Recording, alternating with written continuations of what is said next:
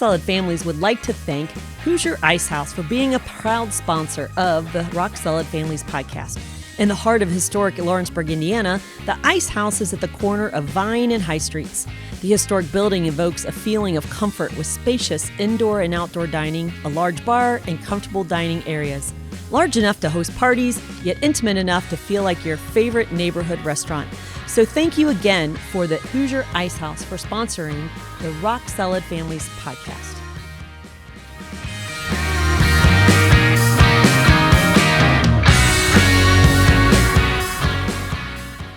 Welcome to the Rock Solid Family Podcast. This is Merle Hutchinson, and I'm here with my parenting partner, my PFS partner, Miss Linda. How are you, Miss Linda? I'm ready. Ready for what? I'm ready for a vacation.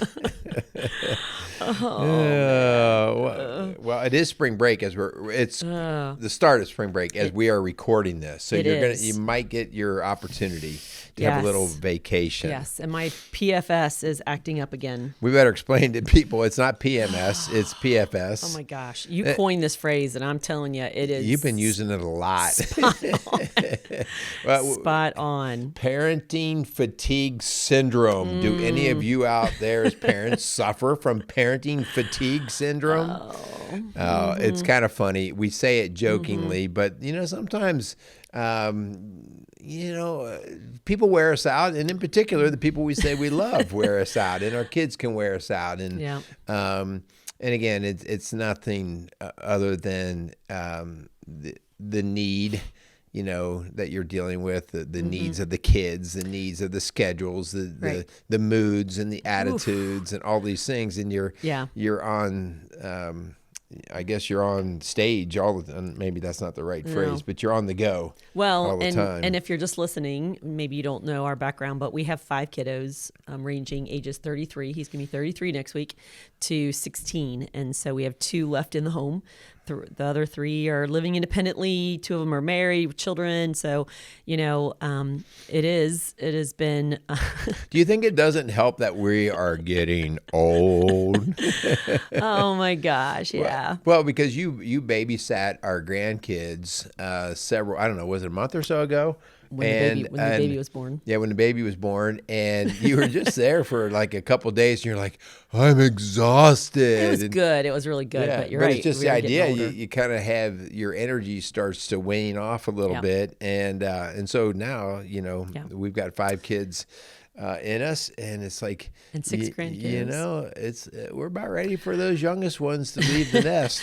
But and also it doesn't help in our world today that we're so digitally connected. So we kind of see what everyone's doing, and so we're gonna be talking about that today. About you see everybody else and what they do for their child's first birthday, or for their senior's graduation party, or the organic food that this mom is making for their toddler, or how much their daughter's spending on their prom dress, or how you wrap the Christmas presents, or where you go on spring break, or how many trophies or how many scholarships your kids have gotten. And so the list goes on, and it's exhausting when you really are kind of overwhelmed by the exposure of what you can see and learn and do and give, and it's just a lot. I think that's so you're talking, like what we see from other parents and what they're doing. Exposure. And so, so you see the bar seems to be rising to a higher level. But on top of that, like specifically to our teenagers, and probably even younger than teenagers, probably early middle schoolers,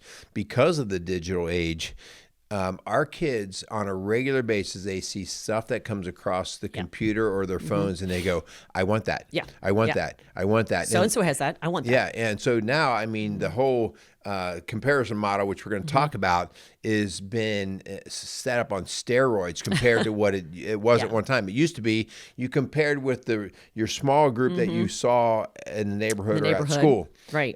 But now, the neighborhood now just went international. Exactly. So that's what we're talking about today. So it's a big deal. Is excessive parenting, what's behind it all, and then when is it too much? Like, what do we do about that? So that's what we're going to talk about today. But before we do, we want to thank our sponsors. Yeah, let's thank Maxwell Construction. Construction, Casey's Outdoor Solutions, and the Hoosier Ice House for sponsoring the Rock Solid Families podcast. So if you are in business or planning to do anything with those folks, please tell them thanks for being sponsors of what we get to do here at Rock Solid Families. And we also want to let you know that the Families Rock parenting class is coming up on March 30th. We try to do it on the last Saturday of every month.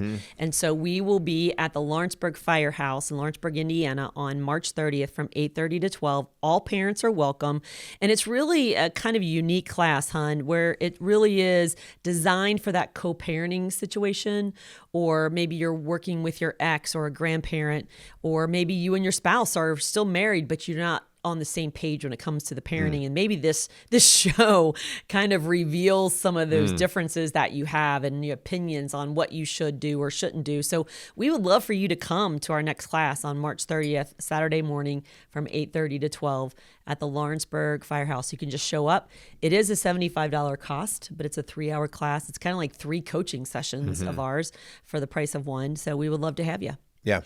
All right, let's get to work. Yes. Okay, so you set it up a little bit earlier. We're just talking about the overall fatigue, everything from what we do in excess for our kids, what we feel like we have to provide and do, because if we don't do it, we must not be great parents, or our kids might not feel like they're loved.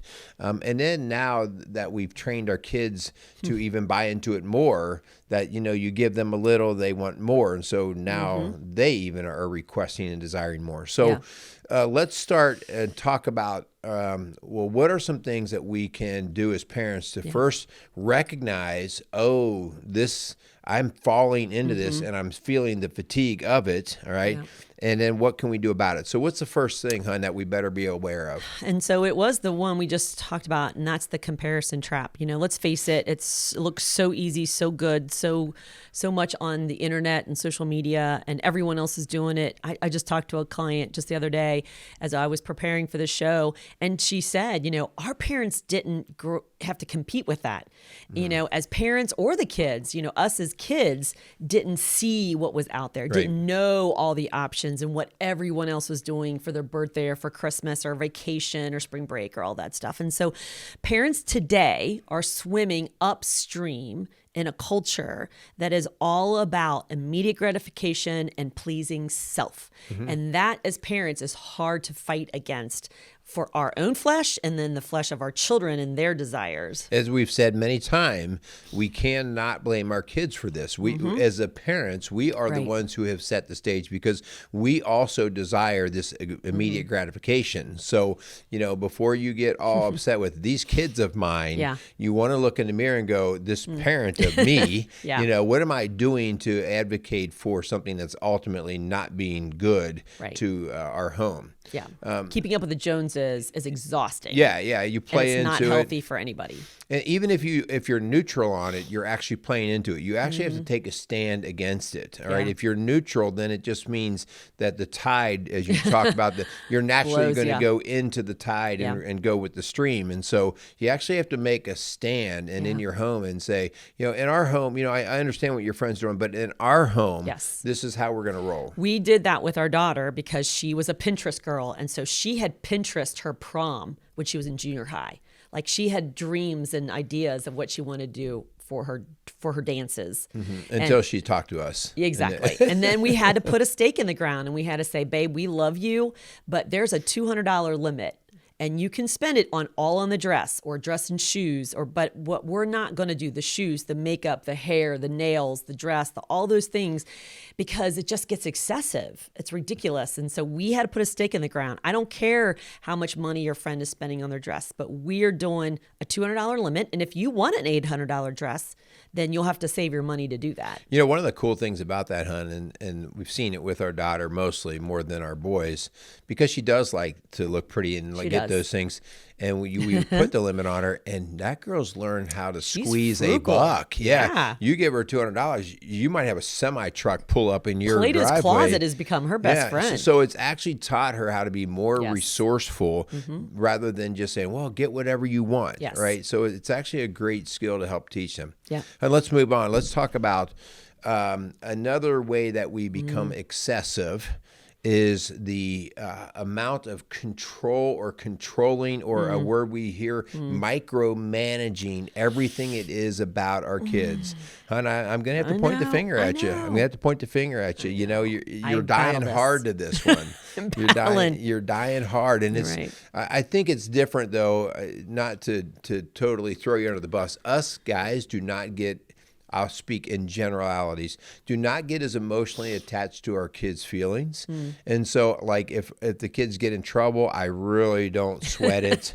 If the kids are on the preface of being in trouble, I just go, well, whatever you do, that's fine. Whereas you are one that goes, oh, I don't want them to get in trouble, or I don't want them to experience that pain. And so, as a result, that's that saving grace or that savior complex that you have, that you come in and you start controlling every little thing, which is exhausting in itself. Well, and it mostly is about them being bored or entertaining them. And I know there's a ton of moms out there that feel that way. And so it's really important that we don't overschedule our kids to make them feel like, oh, I don't know what they'll do if they don't have a plan or activity or a schedule or friends over or whatever. And so, you know, free play is okay. Boredom is okay. And so our kids aren't having even any time to decompress and to get creative, to build that fort, right?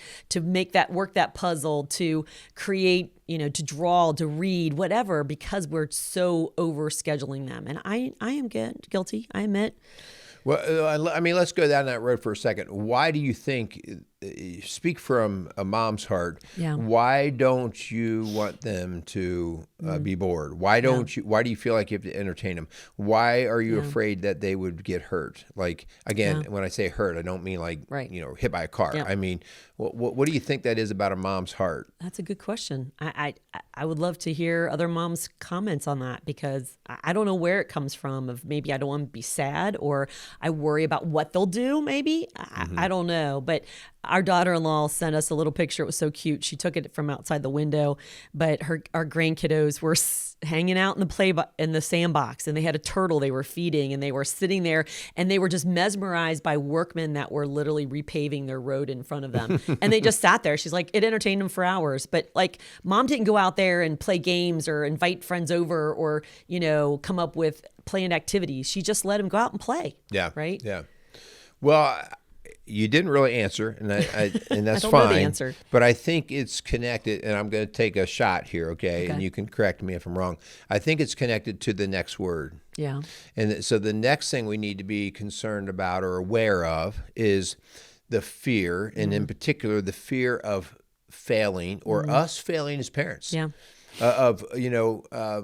If we're a high achieving, or we achieved a certain level or a certain way, or we had a vision of how things ought to be, and we don't see things reaching that, how will it reflect on us if our kids don't measure up to that, right? And so oftentimes it's a level of embarrassment of, well, you know, what would that look like for to our name, or on me as a parent? Am I, you think, or not? Yeah. I mean, sure. I mean, I am an overachieving person, so. Yes, you are.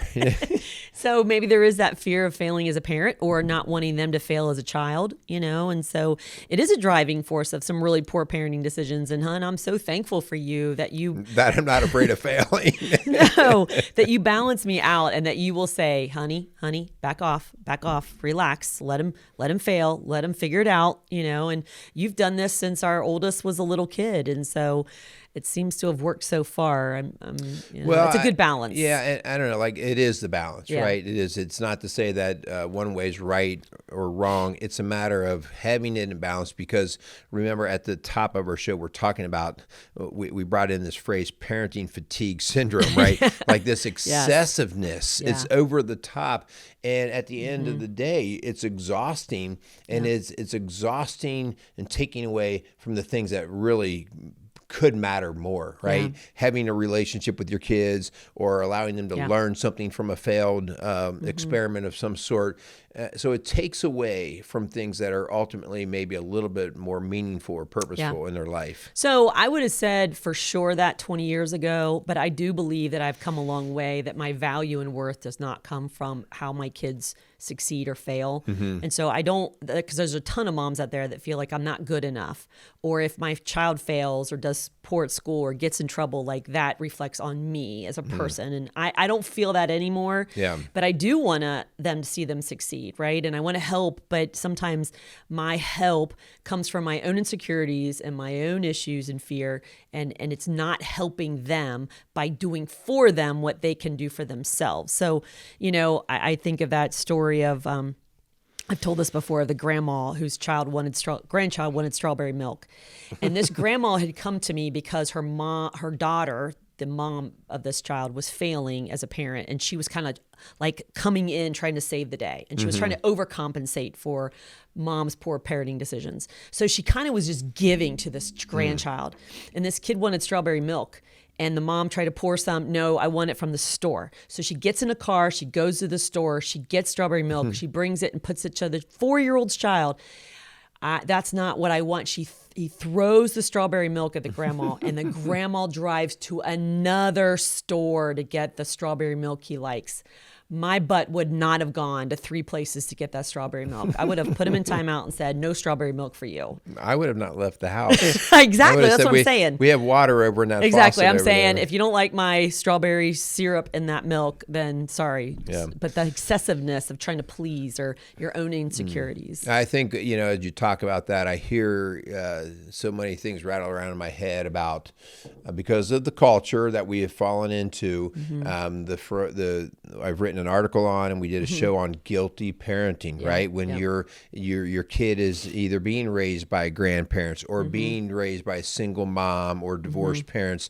And so we start to do excessive things in a way to help cover up what we might think of as the damage that we feel guilty and responsible for it.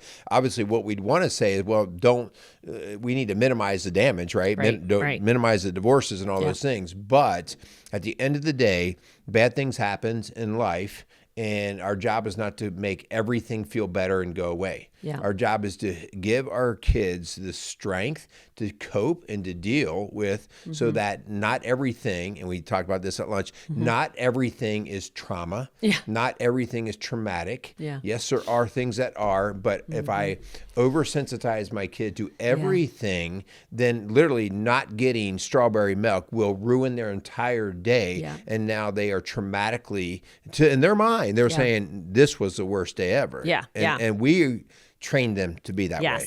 And if you've not heard snowplow parenting, that's that pushing away any adversity, any disappointments so that they feel like they're succeeding as a mom. And some of them just want to feel like their child's best friend. Like I want their child to be their bestie. And there will be a day as an adult that maybe you could be good friends, but not while they're under your roof. You're called to step up and be the parent, not their best friend. And you set the excessive boundaries, right? So you set them, the kid doesn't get to set them. Yeah. And you say this frequently on the show, just because you can doesn't mean you should, right? Just because I can afford to buy this or I have the ability to do something doesn't mean I actually should do it. Doesn't mean it's a good play in the long run. Yeah.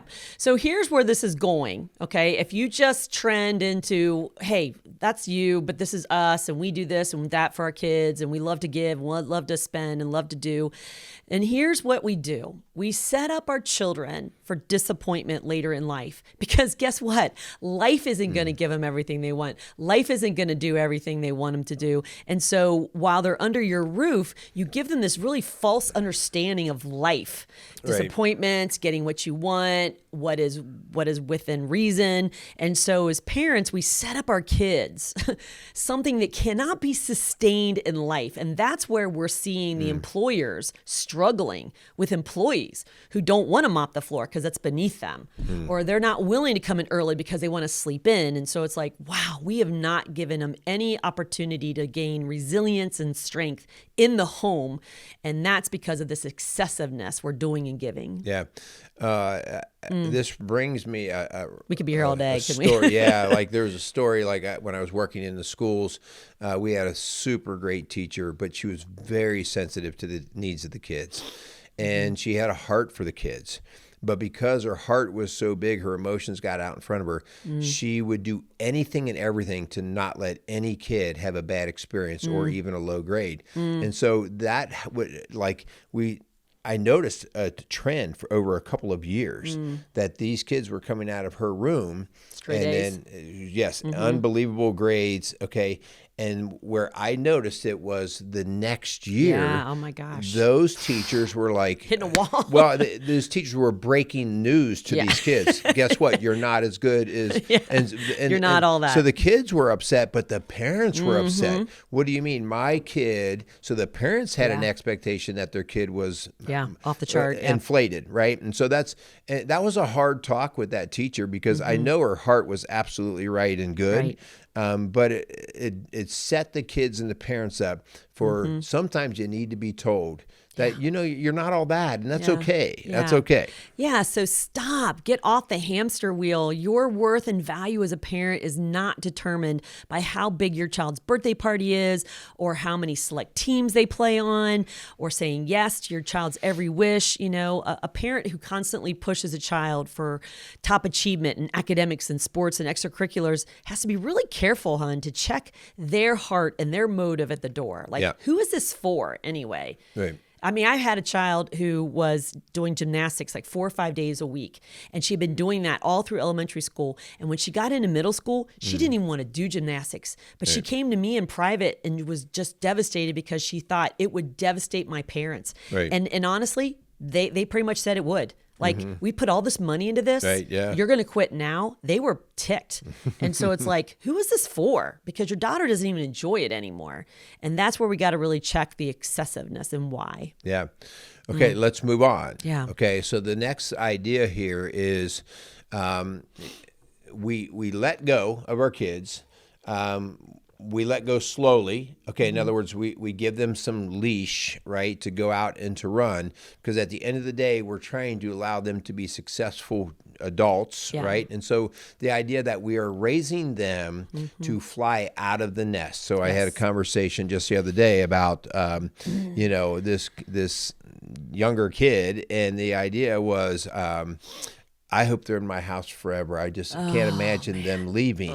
And that's excessive. Well, it's excessive and it's hurtful because unhealthy. you basically hamstring the kid from really growing. They have to have a little bit of that pressure, a little bit of that discomfort to say, I've got to try something different. That's where the growth takes place. And so you let go slow. You don't just open the door one day and say you're out. Okay? Can't bar the door, But at the end of the day, you're forcing them to understand the responsibilities that they need to start taking on. Yep. And you carrying their responsibility is basically hamstringing or handicapping them. Hamstringing? What's that? You're hamstrung. So like, have you ever been running and you pull your hamstring and now you got a limp? I've never heard of it. You've never heard of being hamstrung? Oh my gosh.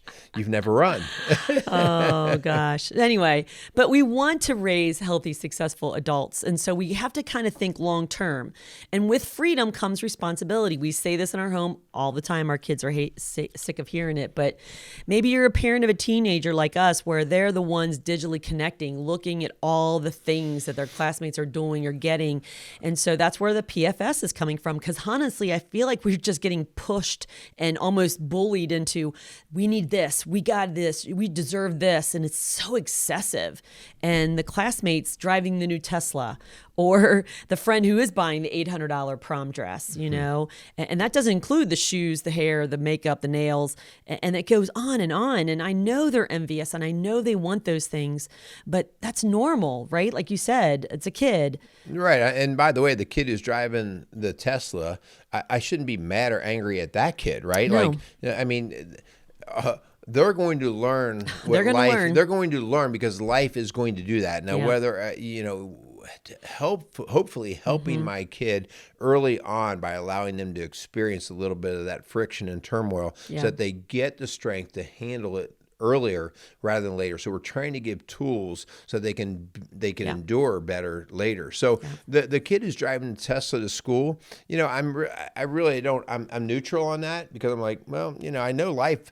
we talk about all the time. There's no such thing as an arrogant old man because all of them have been humbled, right? They've all been humbled. And so I think it's important that we just recognize that. And if we were truly going to help our kids, we have to look further than the end of our nose. We have to look, well, what did I give them to be strong and better out in the future? Something that comes to my mind Being a Christian, we are constantly swimming upstream. You're right. So we're constantly being bombarded with, well, that's weird or strange, or, and so, if our audience out there is primarily a Christian audience, and so this is just another way for us to teach our kids, it's okay to swim against the stream. In fact, it builds strength in you to do that. Yeah, actually, it's one of the spiritual disciplines is simplicity of not the excess, not really searching for or longing for or going after the excess, to simplify.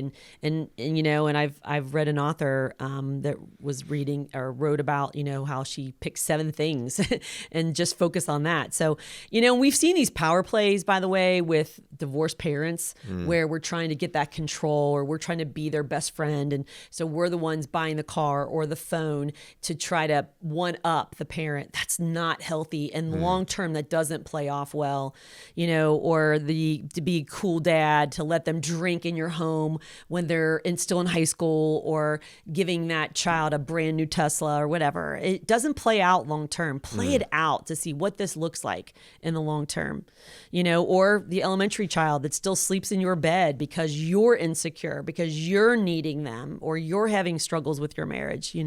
All those scenarios just don't end with successful, healthy, independent adults. Yeah.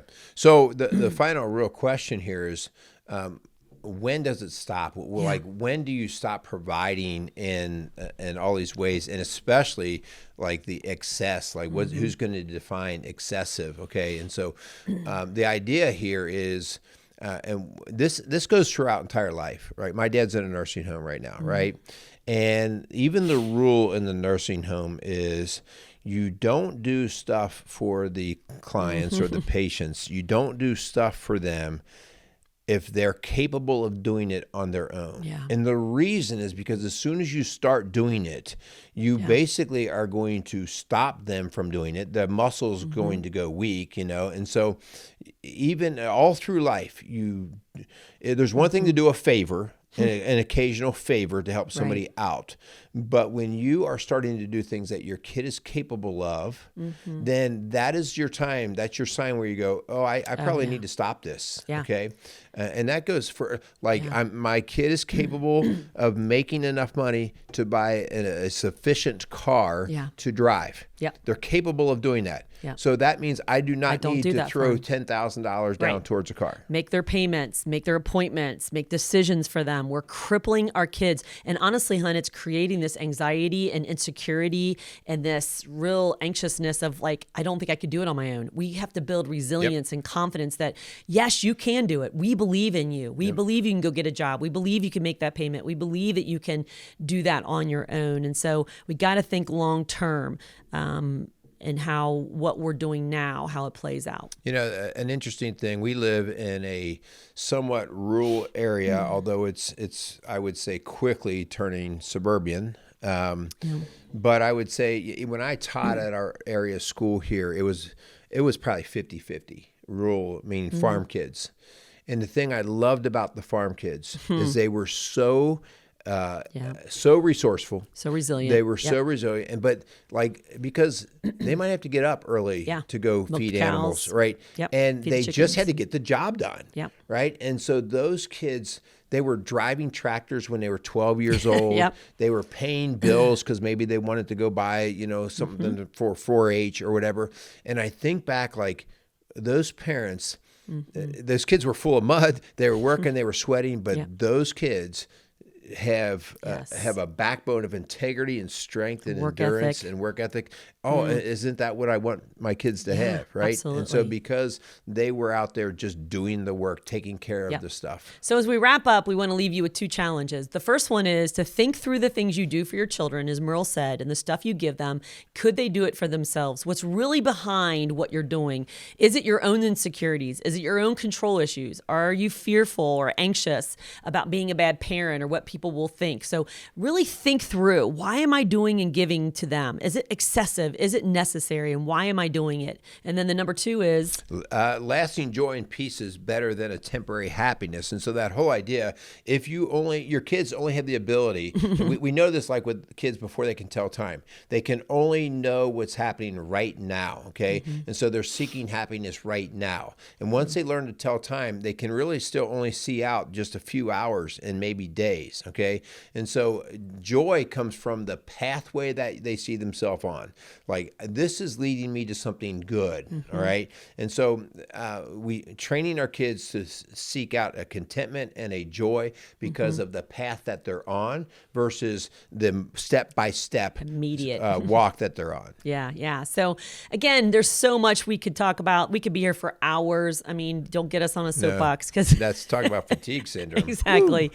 But we just see it. We see the excessiveness. It's not helping. It's crippling our kiddos. And so if that really just kind of sparks something in you and you're kind of maybe left more confused than not, then reach out to us. We love to sit alongside and walk alongside you and to really kind of unpack what's going on in your home and what's going on and what you think maybe we could do to help. And so we would love to. So thank you so much.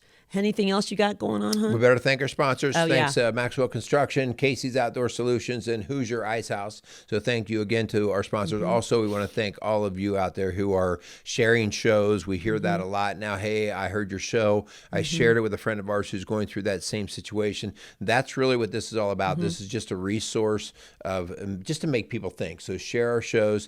Our phone number, 812-576-7625. So if you feel like you need a little help or guidance or direction, feel free to give us a call there. Other than that, I think we got it. Yeah. So thank you so much for listening to the Rock Solid Families podcast, building a stronger community, one family at a time. Make it a great day.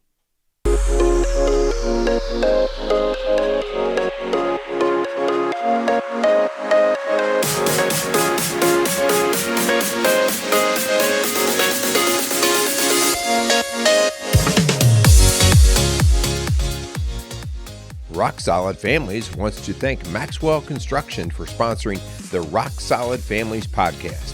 For over 30 years, Maxwell Construction has been a leader in turning dreams into realities, building schools, banks, restaurants, and many other commercial and public facilities. Maxwell Construction has made it their priority to not just build buildings, but to build into their community. So if you have any construction needs, call them at 812-537-2200.